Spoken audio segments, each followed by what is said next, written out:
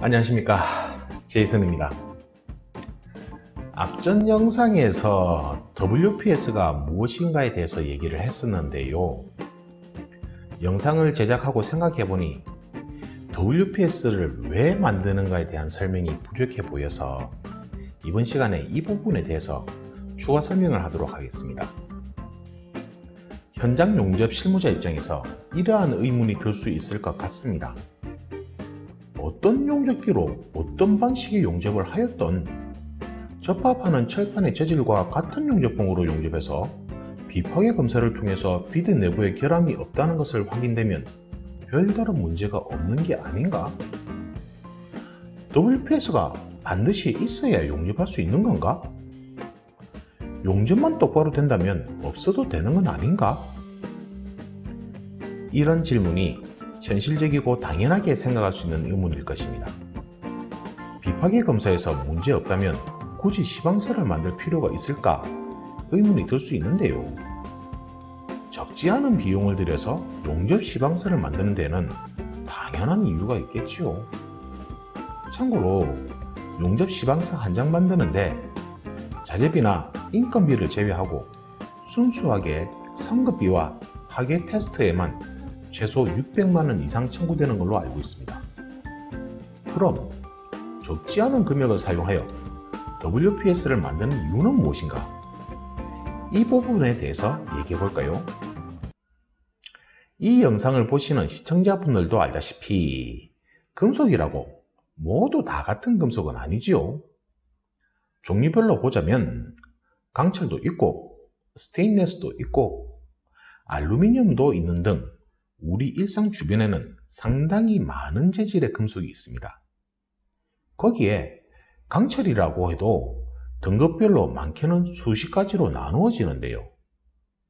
이러한 금속을 용접으로 접합할 때 같은 성분의 용접봉이 사용하는 건 당연한 것이고, 용접부의 금속 성분이 모재의 성분과 비슷해야 하는 건 일반적인 상식이겠지요. 여기서 금속의 성분뿐 아니라 성능적인 부분도 필수적인 고려 대상이 되는데요. 바로 이 성능적인 부분이 용접 시방서를 만들게 되는 주요 요인이 됩니다. 용접 후 비파괴 검사에서 다른 문제가 발생되지 않더라도 용접부의 금속의 성능은 천차만별일 수 있습니다. 금속은 제철소에서 만들어질 때 요구 등급에 따라 고유의 성능을 가지게 되는데요. 우리가 상식적으로 이해하는 금속의 성능은 단순하게 끌어당기는 힘, 인장력에 대한 저항력을 생각할 수 있습니다. 쉽게 설명해서 금속은 크게 압축력과 인장력 두 가지의 힘 중 인장력에 강합니다. 양쪽으로 서로 끌어당기는 힘에 잘 견딘다는 말인데요.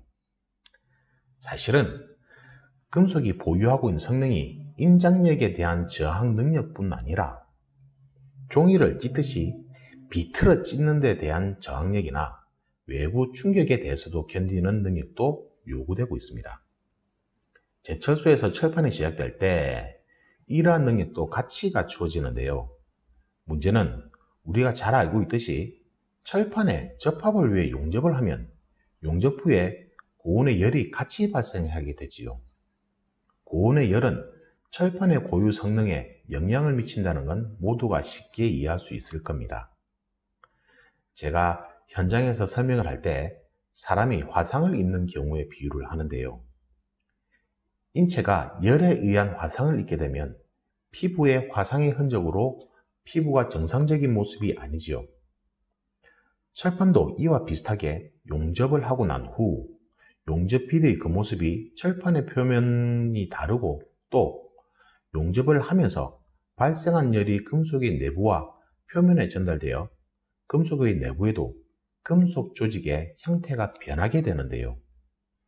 결과적으로 금속 고유의 성능을 잃게 됩니다.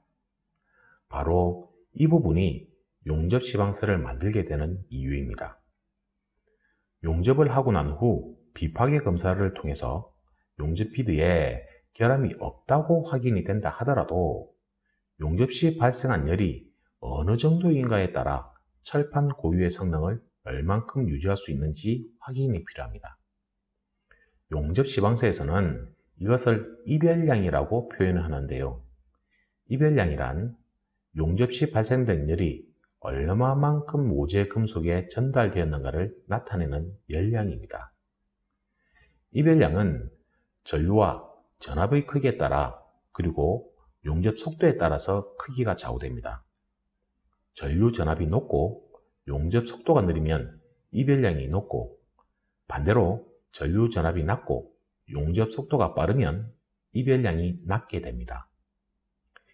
이별량이 높으면 용접비드 주변이 너무 단단해져서 인장에는 높은 저항력이 생기지만 충격에 약해지고, 반대로 너무 낮으면 충격이 강하지만 인장력에 대한 저항력이 낮아집니다. 따라서 용접 시방서를 제작할 때 시험 용접과 파괴 테스트를 실시하여 용접부와 용접부 주변의 금속 성능을 확인하여 제작합니다. 이러한 이유로 현장에서 용접에 종사하시는 분들에게 용접 시방서를 읽어보라고 하고 전류와 전압을 관리해 달라고 요청하는 겁니다. 현장에서는 용접부 내부에 결함이 있는가 없는가를 확인하는 게 가장 중요하다고 생각을 하지만, 비파괴 검사보다 더 중요한 부분은 바로 이별량의 관리로 용접의 품질을 확보하는 겁니다. 용접 시방서에 따라 이별량이 관리되지 않는다면 비파괴 검사에서 문제가 없다고 하더라도 용접의 품질은 관리되지 않았다고 볼 수 있습니다. 때문에 용접사가 용접 시방서를 모른다면 용접 품질도 알 수가 없다고 봐야지요.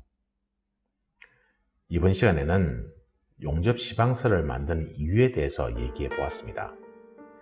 현장에서 용접에 종사하시는 분들에게 얼마만큼 이해가 되었는지는 모르겠습니다. 좀 더 쉬운 말로 얘기를 하려고 노력은 하는데 전문 용어가 나오다 보니 이해하는데 어려움이 있었을 수도 있을 것 같습니다. 궁금하신 부분에 대해 댓글을 올려주시면 추가 영상을 제작하는 데 반영하도록 하겠습니다. 다음 시간에는 용접 시방서의 WPQT 테스트에 대해서 얘기를 하도록 하겠습니다. 이별량의 크기에 따라 파괴 테스트를 통해 용접부와 용접 시에 발생된 열이 전달된 금속부의 인장력 및 기타 내구성을 확인하는 테스트가 어떤 것이 있는지 이야기하도록 하겠습니다. 지금까지 시청해 주셔서 감사합니다. 다음 시간에 찾아뵙겠습니다.